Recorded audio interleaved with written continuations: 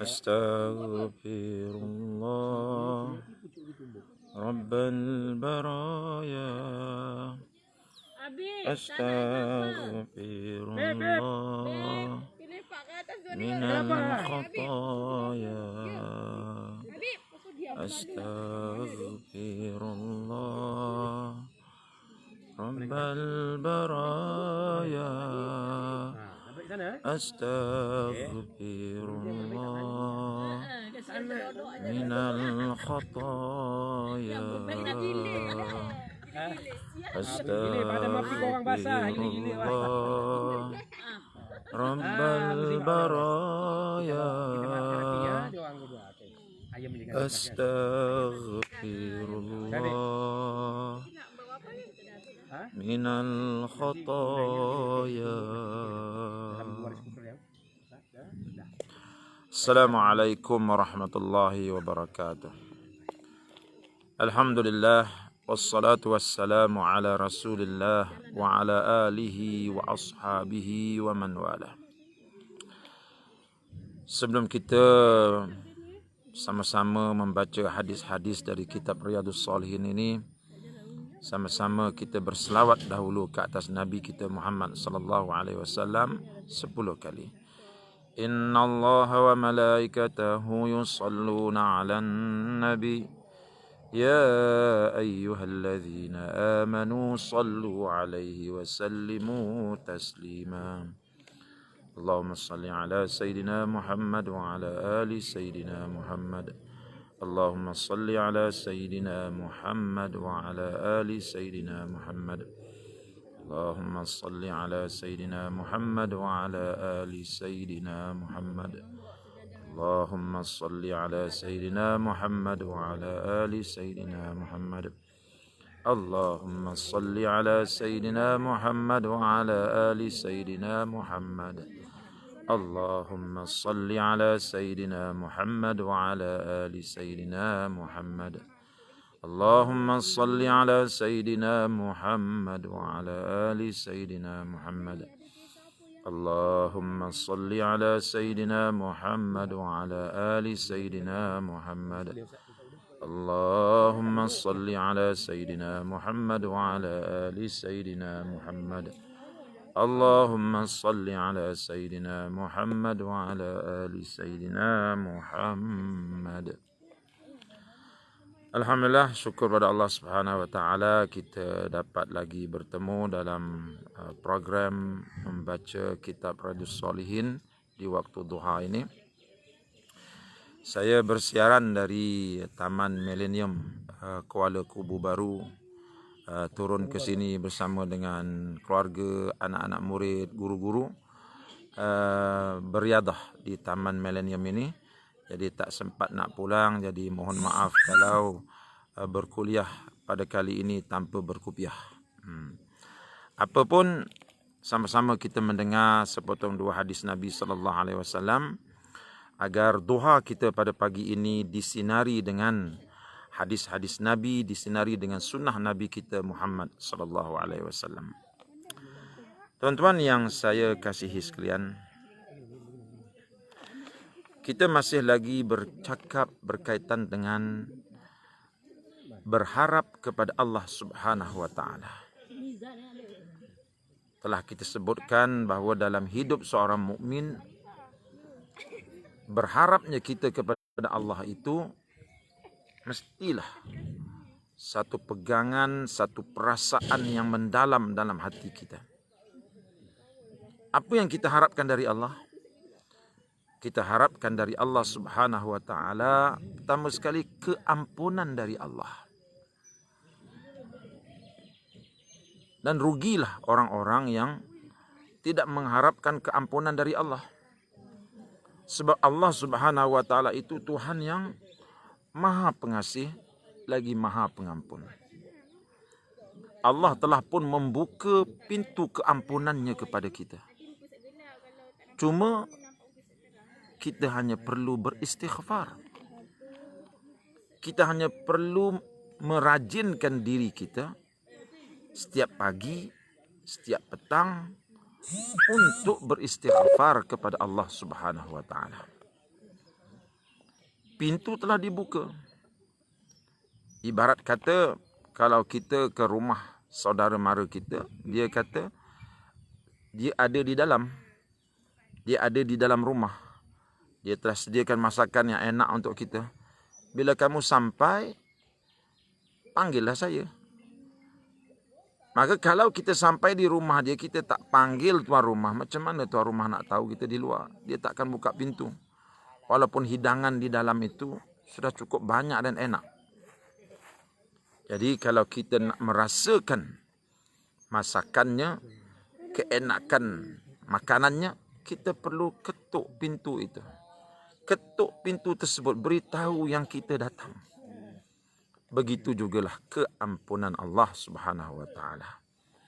Allah Subhanahu wa taala telah menyediakan keampunan kepada kita.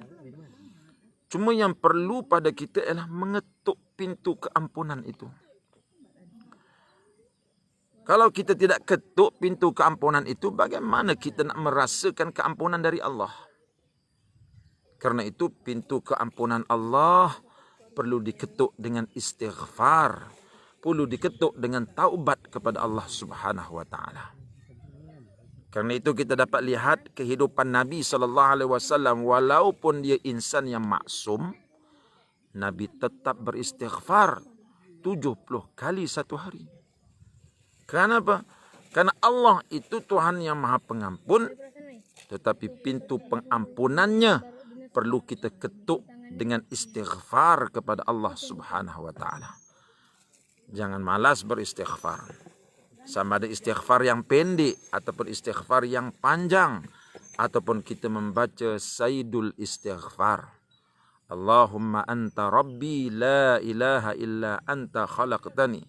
Dan seterusnya yang biasa kita sama-sama menghafalnya. Ya. Jadi pada pagi ini kita teruskan lagi bacaan kita dari kitab Riyadhus Shalihin ini sampai kepada bab mengharapkan keampunan dari Allah Subhanahu wa taala. Mari kita lihat betapa Allah Taala ini sangat luas pintu keampunannya. Muka surat 239 hadis yang ke-19. Wa 'an Ibni Abbas radhiyallahu anhuma qala sami'tu Rasulullah sallallahu alaihi wasallam yaqul ma min rajulin muslimin yamutu fayaqumu ala janazatihi arba'una rajulan la yusyrikuna billahi syai'a illa syafa'ahumullahu fihi, rawahu Muslim. Maksud hadis ini dari Ibnu Abbas radhiyallahu ta'ala anhu berkata, saya mendengar Rasulullah sallallahu alaihi wasallam bersabda, seorang muslim yang meninggal dunia, kemudian jenazahnya disolatkan oleh 40 orang yang tidak mempersekutukan Allah dengan sesuatu apapun, maka Allah menerima syafaat dan doa mereka terhadap orang yang meninggal dunia itu. Dalam hadis ini Allah Subhanahu wa taala menampakkan kepada kita rahmatnya, rahimnya, pengampunnya. Mana-mana jenazah orang Islam, Muslim, mukmin yang meninggal dunia, kemudian disembahyangkan oleh 40 orang Muslim yang tidak mensyirikkan Allah, Muslim yang mentauhidkan Allah. Ya, jadi bila 40 orang Muslim yang mentauhidkan Allah, yang beriman pada Allah, menyembahyangkan jenazah tadi, walaupun jenazah tadi pulang dengan dosa sebanyak pasir di pantai, Allah Ta'ala akan ampunkan semua dosa-dosa dia. Sebab apa? Sebabnya doa 40 orang lelaki tadi yang beriman pada Allah, yang menyembahyangkan dia, dikabulkan oleh Allah apa saja permintaan mereka. Coba lihat orang yang menyembahyangkan jenazah. Apakah permohonan mereka ketika mereka sembahyangkan jenazah? Salah satu daripada rukun kita sembahyang jenazah itu, pada takbir yang ketiga kita mendoakan jenazah. Apa doa kita? Allahumma ghfir lahu warhamhu. Ya Allah, ampunilah dosa jenazah ini. Warhamhu, dan rahmatilah jenazah ini. Ya. Wa naqqihi minal khataya kama yunaqqa thawbul abyadu minad danas. Dan bersihkanlah ia daripada segala kotoran. Bersihkanlah ia daripada segala dosa.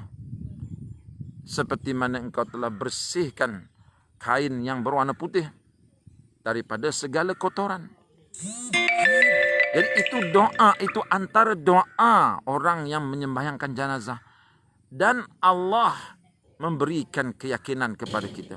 40 orang lelaki yang beriman, yang tidak menyekutukan Allah, menyembahyangkan satu jenazah yang berdosa, Allah memperkenankan doa 40 orang tadi. Dan dalam doa mereka telah kita sebutkan tadi, mereka mendoakan Allah mengampunkan jenazah ini. Ini pentingnya. Pentingnya di waktu hidup ini kita berbuat baik kepada sesama manusia. Agar nanti insya Allah bila kita meninggal, bukan 40 tapi ribuan orang akan datang sembahyangkan jenazah kita. Kalau udah 40 pun diberikan keampunan, bagaimana kalau ribuan orang? Jadi tuan-tuan yang saya hormati sekalian, hadis ini menunjukkan kepada kita betapa Allah Ta'ala itu membuka pintu keampunannya. Hanya kita perlu mencari. Kita perlu mengetuk pintu keampunannya dengan istighfar kepada Allah Subhanahu wa Ta'ala. Tuan-tuan yang saya kasih sekalian, kita tengok satu hadis yang lain lagi.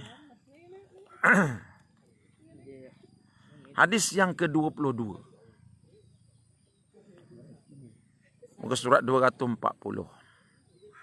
Wa an ibni Umar radhiyallahu anhuma qala sami'tu Rasulullah sallallahu alaihi wasallam yaqul yudna al-mu'minu yawmal qiyamati min rabbih hatta yad'a alaihi kanafahu fayuqarriruhu bi dhunubihi fayaqul ata'rifu dhanba kadha ata'rifu dhanba kadha fayaqul rabbi a'rif qal fa inni qad satartuha 'alaika fid dunya wa ana aghfiruha lakal yawm fayu'ta sahifata hasanatihi muttafaqun alaih. Dengar hadis ini betul-betul. Hadis ini daripada Ibnu Umar radhiyallahu ta'ala anhu, dia berkata, saya mendengar Rasulullah sallallahu alaihi wasallam bersabda, pada hari kiamat nanti orang mukmin didekatkan kepada Tuhannya. Kemudian Tuhan memberikan perlindungan kepadanya dan ia menghibur atas dosa-dosanya, di mana Tuhan bertanya, tahukah kamu dosa ini? Orang mukmin itu menjawab, wahai Tuhanku, saya tahu. Lalu Allah berfirman, sesungguhnya aku telah menutupi dosa-dosamu di dunia. Dan sekarang aku mengampuni dosa-dosamu itu. Kemudian diberikan kepadanya catatan amal-amal kebaikannya. Hadis yang sahih, riwayat Bukhari dan Muslim. Hadis ini menceritakan kepada kita bagaimana luasnya rahmat Allah. Bagaimana Allah Subhanahu wa Ta'ala ini memanggil orang-orang mukmin untuk mendekatinya di negeri akhirat. Dan ada di kalangan mereka ini orang mukmin tetapi pulang membawa dosa juga. Memang kita ini Walaupun beriman pada Allah, bersolat, bersembahyang, tetapi kita tidak dapat kering dari dosa. Berkat istighfar kita kepada Allah, di akhirat nanti Allah Subhanahu wa taala memanggil orang mukmin ini supaya mendekatinya, lalu bertanya kepada orang itu, "Ini dosa kamu? Ini dosa kamu?" "Ya, ya Allah." Allah bertanya itu sebenarnya untuk memberikan satu hiburan kepada dia. Sedangkan orang yang ditanya itu berada dalam keadaan yang takut. Sebab Allah mula bertanya tentang dosanya. Tapi Allah bertanya untuk menghiburkan dia. "Ini dosa kamu?" "Benar ya Allah." Kata Allah, "Di dunia dulu, dosa yang kau lakukan ini tak ada satu manusia pun yang tahu. Aku telah menutupnya." Memang kita di dunia ini banyak buat dosa. Tapi rahmat dan kasih sayang Allah, dia telah menutup dosa-dosa kita itu. Tak ada orang yang tahu. Kalau dibukalah dosa-dosa kita itu kepada tatapan ramai, mereka akan terasa busuknya dosa kita tadi. Tetapi rahmat Allah, kasih sayang Allah, walaupun kita melakukan dosa kepadanya, Allah masih lagi menutup dosa-dosa itu.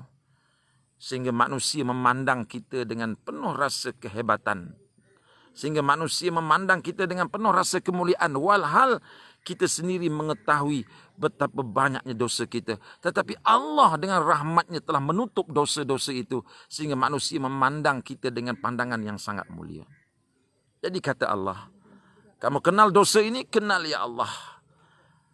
Di dunia dulu dosa yang kau lakukan ini telah aku tutup dari pandangan manusia. Dan di akhirat ini telah kuampunkan semuanya." Tidakkah ini satu hiburan, tuan-tuan? Tidakkah ini kasih sayang Allah kepada kita? Selepas itu Allah mengambil buku catatan jahatnya dan diberikan kepada si fulan yang sedang dihisap itu hanya buku catatan amal kebaikannya.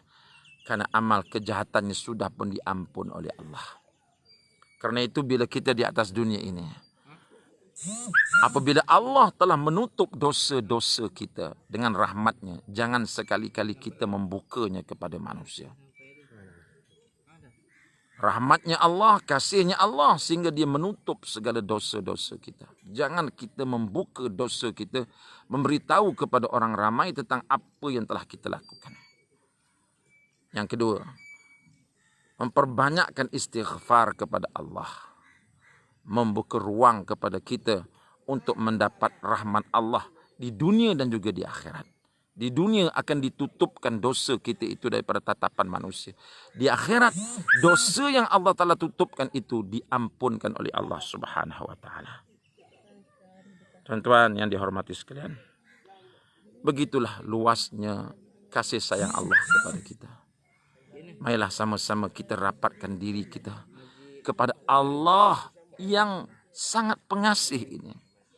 Kita di dunia ini kalau kita tahu si fulan itu orangnya pengasih, senang kita nak merapatkan diri dengannya.